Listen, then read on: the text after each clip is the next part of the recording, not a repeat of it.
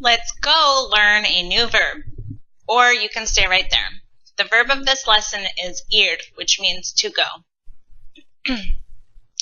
The learning objectives are that you'll be able to define the verb ir, conjugate ir, use the expression ir a, and use the expression ir a plus a verb or an infinitive.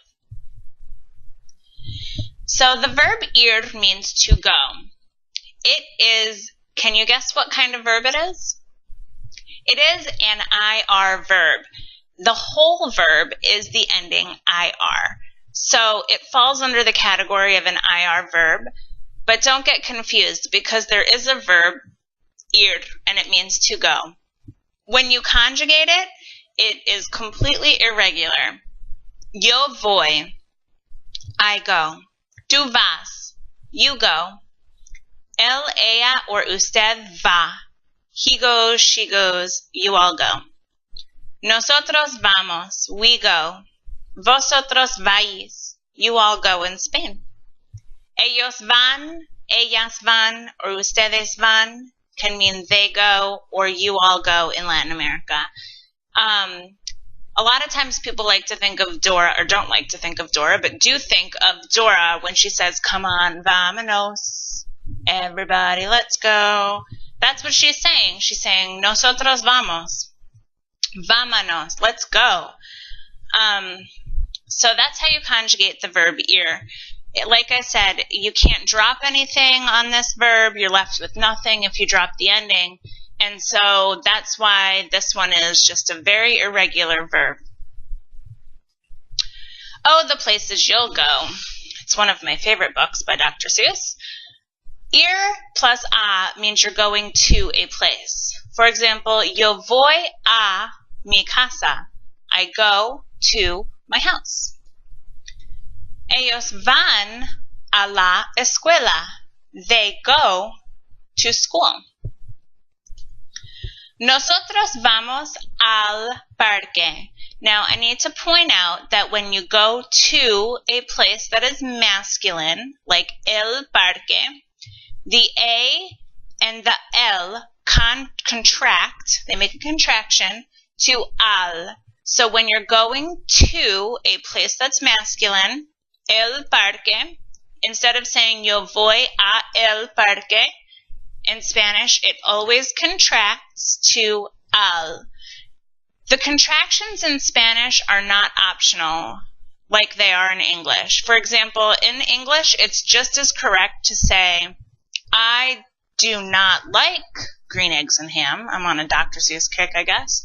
Or I don't like green eggs and ham. You have that option in English. You can make the choice to contract do and not or don't.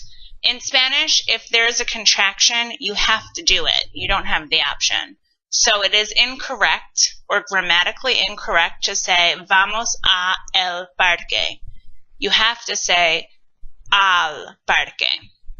Do you remember the other contraction we've already learned?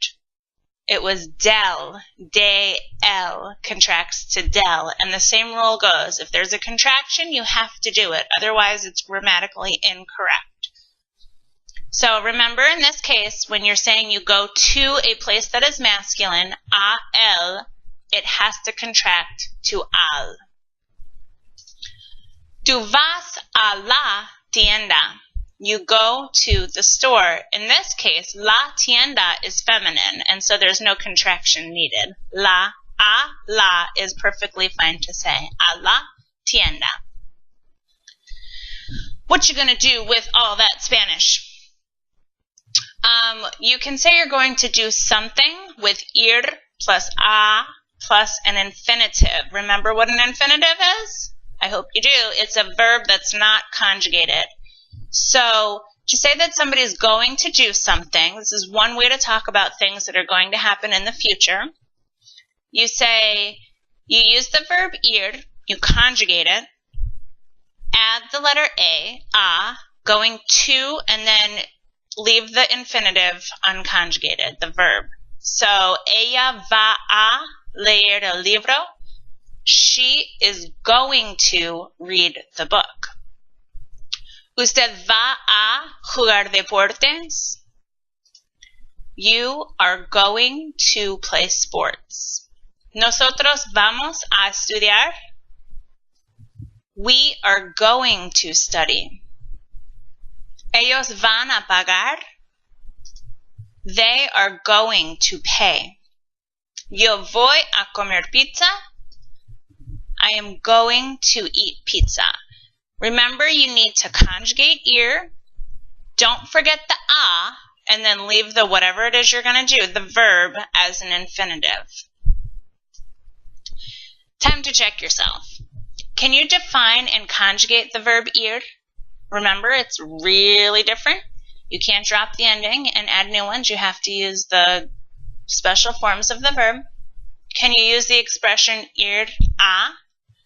Can you use the expression ir plus a plus an infinitive? If so, go study. I'm sure all of this Spanish is adding up to